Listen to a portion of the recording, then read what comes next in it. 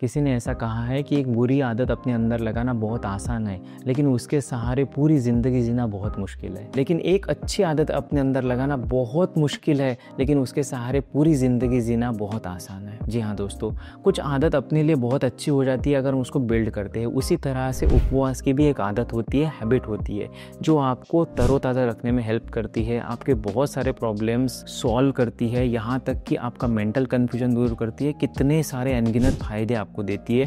तो ये बहुत अच्छी आदत है।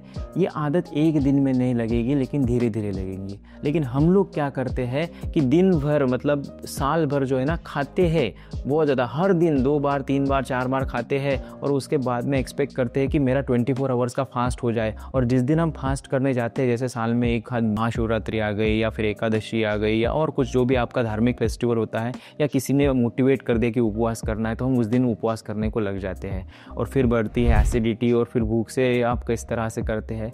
तो ऐसे फास्टिंग नहीं हो पाता दोस्तों। देखिए, आपको इस आदत को अपने अंदर डालना होगा। जब तक आप डालोगे नहीं इस आदत को अपने अंदर, तब तक आप इसको पूरी तरह से अच्छी तरह से इसके बेनिफिट नहीं ले सकते हो। दोस्तों, myself Ram Kedar, I am a certified health coach, I am certified nutrigenomic wellness consultant. आज उपवास किस तरह से हमें करना है या किस तरह से हम कर सकते हैं, इस विषय में हम आज पूरा आपको डायरेक्शन देने वाले हैं, मार्गदर्शन करने वाले हैं। जो मैं समझा हूँ, मैं प्रैक्टिकल जिया हूँ, आप भी वो अपना सकते हो और उससे आप कितने भी दिन का फास्ट कर सकते हैं। लेकिन दोस्तों, कोई भी आदत एक दिन में नहीं लगती है, उसी तरह से उपवास की भी आदत एक दिन में नहीं लगती हो और करना भी नहीं चाहिए, क्योंकि आपका सिर दर्द हो, फिर या जी मचलना हो, या और कुछ प्रॉब्लम्स आपको फेस करने, या अनकंट्रोल्ड हंगर हो, ये भी आपको हो सकता है। तो इसलिए मैं जिस तरीके से आपको बताने जा रहा हूँ, अगर आप वो तरीका अपनाओगे तो आप कितने भी दिन की फास्टिंग कर सकते हो, मैं गारंटी करके देता हूँ।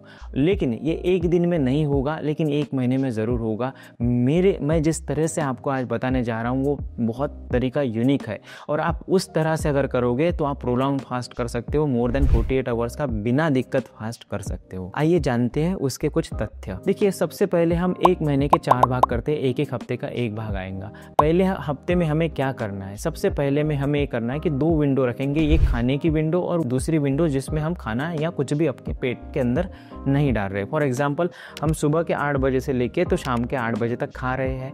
अब देखो, ये होगा खाने का विंडो, मतलब आप चाय पी रहे, कॉफ़ी डाल रहे, पानी पी रहे और जो भी कुछ डाल रहे हैं। और दूसरा एक विंडो लेके कि हम शाम को 8 बजे से लेके तो सुबह के 6 बजे तक या 8 बजे तक कुछ भी नहीं खा रहे, जिसको हम ये भी कह सकते हैं इंटरमिटेंट फास्टिंग। जी हाँ दोस्तों, स्टार्टिंग वहीं से करनी है। पहले क्या करना है आपको कि सुबह 8 बजे से लेके तो शाम को 8 बजे तक खा लेना है, जो भी आपको खाना है, जिस तरह से खाना है। लेकिन शाम को 8 बजे से अपने अंदर पानी के अलावा कोई भी चीज़ नहीं डालनी है सुबह के 8 बजे तक। ये हो गया 12 घंटे का फास्टिंग। अगर आप ये कर पाते हो तो बहुत अच्छी बात है, नहीं तो आप जो है 12 घंटे का विंडो से अच्छा 10 घंटे का विंडो आप ले लो। मतलब ये 10 घंटे अगर आप तो बिल्कुल कर पाओगे। मतलब क्या करना है, सुबह 8 बजे से या फिर सुबह 6 बजे से शाम को 8 बजे तक खाओ। 8 बजे से तो सुबह 6 बजे तक कुछ नहीं खाना है आपको, फिर 6 बजे से आप खाना शुरू कर सकते हो। ये 1 हफ्ता आपको रूटीन फॉलो करना है इस तरह से। जैसे ही आपको इसकी बॉडी को आदत हो जाएगी, आपको धीरे से हल्के सेकंड वीक में जो है वो बेहद अच्छी तरह से कॉशियस रह के आपको ये विंडो बढ़ानी है, फास्टिंग की जो विंडो है वो बढ़ानी है।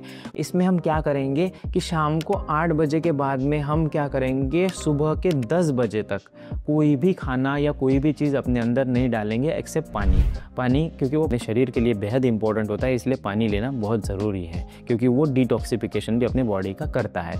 अब हम 10 बजे तक कुछ भी नहीं खा रहे, तो हमारा जो फास्ट हो गया, जिसको हम कहेंगे, वो हो गया 14 घंटे का। अब इसको क्या करेंगे, पूरे नेक्स्ट वीक मतलब सेकंड वीक में हम 14 घंटे का फास्टिंग कर रहे हैं हर रोज़।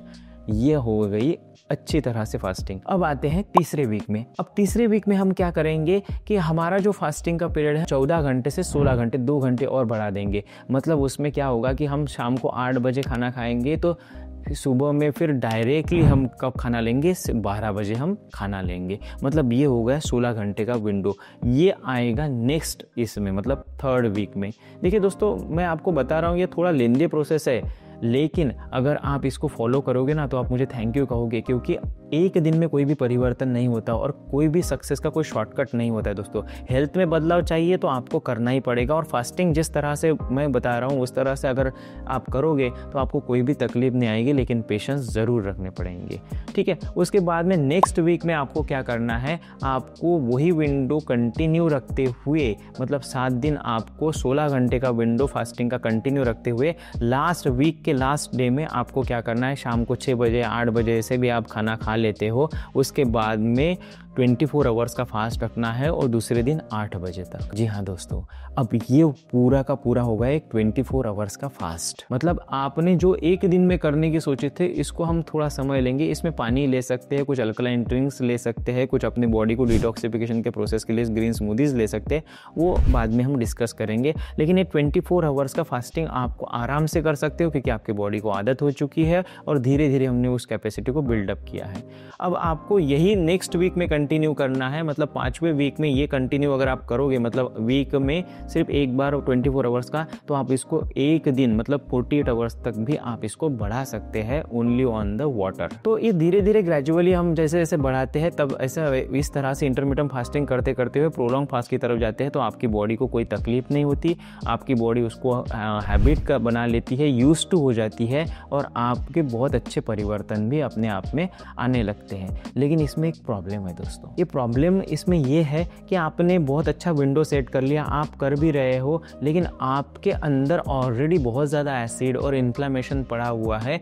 वो फास्टिंग से क्लियर होगा, लेकिन कभी कभी हो सकता है आपको एसिडिटी बढ़े, क्योंकि आप 12 घंटों का विंडो ले रहे हैं या 14 घंटे का विंडो, तो एसिड अपने अंदर का पहले बहुत अच्छी तरह से न्यूट्रलाइज करना है, कम करना है, नेचुरल वे से लेके अपना न्यूट्रिशन जो है वो प्रॉपर कर लेना है, और उसके बाद में हमें फास्टिंग की तरफ जाना है।